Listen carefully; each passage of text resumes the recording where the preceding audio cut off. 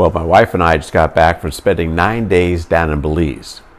A little off topic, I put together a YouTube video on our adventures and experiences down there. I'll post the link up here in the corner or maybe down in the description box. Take a look. It's kind of fun. So back to the beer. The beer down there, like most Caribbean locations, is a very light lager. The beer of Belize is called Belize, and an interesting footnote is there is a very protectionist policy around beer in that you cannot import beer from other locations. So you don't see Corona, you don't see Dos Equis, Budweiser, Miller Lite, none of that. I saw Heineken in one place, but for the most part, only beer from Belize. So I thought, okay, I'm going to go ahead and try to make a beer similar to that because summer's coming. It's nice to have a really crisp lager like that.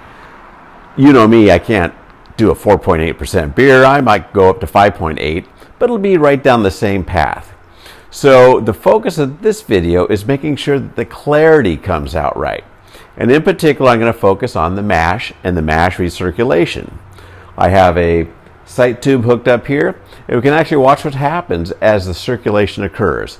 Starts off as a cloudy liquid, and by the time we're done, it will be crystal clear before we transfer it to the kettle.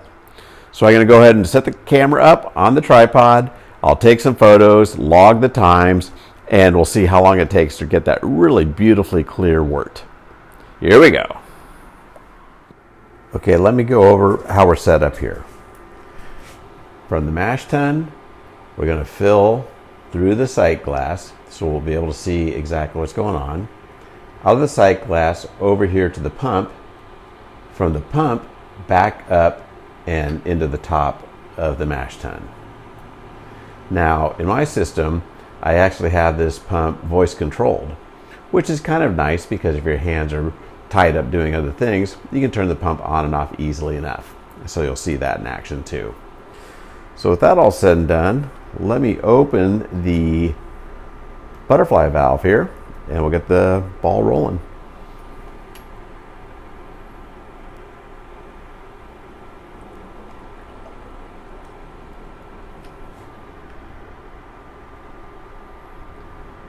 So you can see how cloudy that is.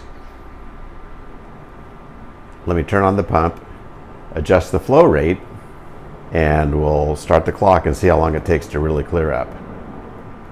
Echo, turn on brewing pump. So what's nice about this as well is I can control the heat of the recirculation by this induction cooktop here. Right now I'm running a little lower than I'd like to be, so I'm going to go ahead and click it up a notch. Okay, so here we are, another 10 minutes, so a total of 20. And you can see it's really starting to clarify. Now I have all these pumps and hoses and all this stuff, but if you don't have that, don't worry about it. You can achieve the same results by simply doing a manual process. Take your wort off the bottom of your mash tun into a saucepan, dump it back in carefully on the top, and do it over and over again, and you'll be well on your way to getting a nice clear wort. So normally when I do this, I usually recirculate through a little spray ball like this. It's the same one that I use for sparging, but to make things a little simpler today for this video, I simply am running through the hose and the tri-clamp here. So let me move this over. Let's grab a glass and see what we're looking at. I'll just use this from my little lab over there, and we'll take a look.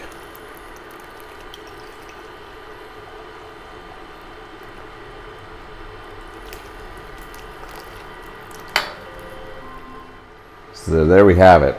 That's the wort that we're going to be transferring now into the boil kettle. Pretty darn clear. Now remember, this video was really about recirculation of your wort. I kind of took it a step further to talk about the influence of that into your clarity. So, first things first. Is it the fact I recirculated that I came out with such a beautiful clear beer? No, probably not. Is it that I used gelatin post-fermentation? probably not that on its own. Is it my temperature control, the lagering time? Maybe a little bit of that too. But brewing, like so many other things, is a culmination of all these various little steps. I always say, do the best you can with each step, and odds are you're going to wind up with something that you really like to have. Now, what if you say, well, this is all pretty good, Dwayne, but I don't have the equipment, the pumps and hardware to do that recirculation? You could still do it manually. Simply take a saucepan, every 10 minutes or so, put a couple quarts into it, gently put it back into the top of your mash. You're essentially doing a similar type of process. So anyway, just another fun little attribute around brewing. There's a million other things to talk about. We'll get to all those later, I'm sure. But for now, I'm going to sit back. I'm going to enjoy drinking this beer.